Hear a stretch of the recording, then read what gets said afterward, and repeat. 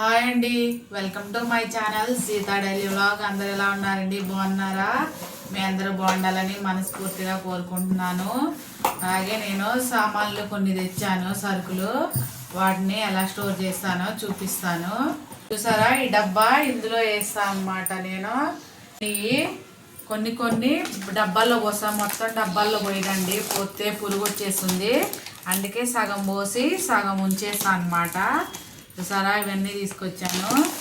ఇవి వచ్చేసి బాస్మతి బియ్యం. 2 రకాలు ఉంటాయి కదా, 2 రకాలు తెచ్చాను. ఏమో పాపడాలు ఉన్నాయి, అలాగే ఈ శనగలు కూడా తీసుకొచ్చాను.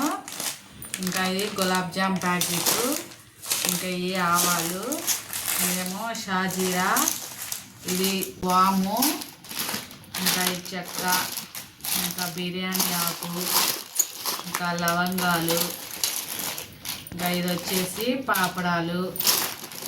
ఇది బియ్యం పిండి కొనుక్కొచ్చా అండి, కొనుక్కొస్తా నేను. అది కూడా ప్యాకెట్ తెచ్చాను.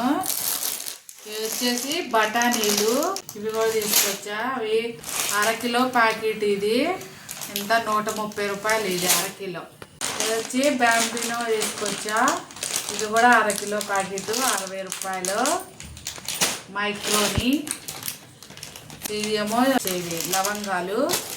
ఇది మినప్పప్పు అండి, 3 కిలోలు తీసుకొచ్చాను.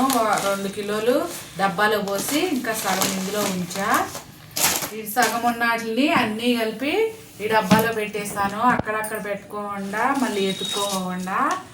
ఏమో ధనియాలు తీసుకొచ్చా. ప్యాకెట్లు ఇప్పదీయట్లేదండి, అలాగే చూపిస్తున్నాను. మళ్ళీ ఇప్పదిస్తే మళ్ళీ నేను మూడేసుకోవాలి. ఏమో ఉప్మా రవ్వ.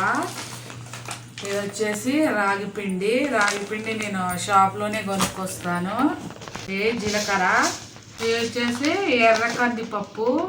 ఇది మైదా పిండి. ఇడ్లీ రవ్వ ఏమో 4 కిలోలు తీసుకొచ్చాను. ఇది 4 కిలోలు. ఇంకా డబ్బాలో పోయలేదండి, దీన్ని పోయాలి డబ్బాలో.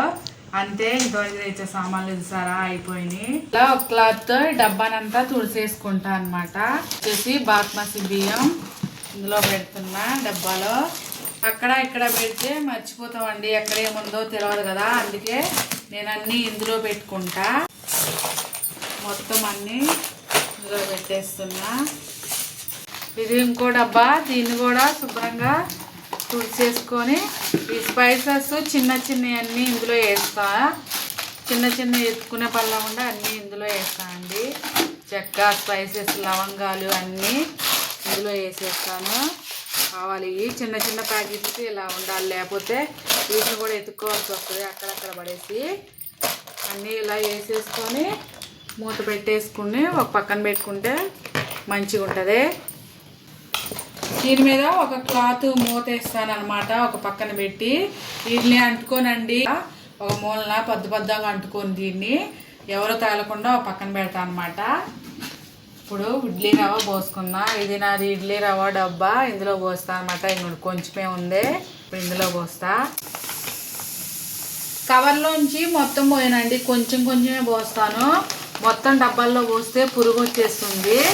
అందుకనే కొంచెం పోసి తర్వాత మిలిగింది కవర్లోనే ఉంచేస్తాను అనమాట. అప్పుడైతే పాడైపోకుండా ఉంటుంది అనమాట. చూసారా, సగం పోసాను కదా, సగం పోస్తే ఇంకా సగం ఉంది ఇందులోనే. దీన్ని మలిచేసి గాలిపోకుండా అలా పక్కన పెట్టేస్తాను.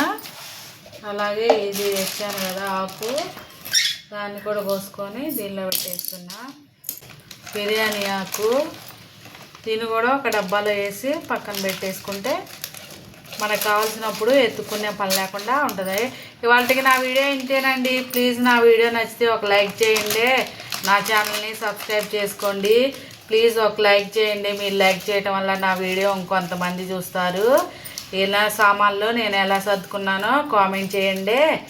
ఉంటా ఫ్రెండ్స్, బాయ్.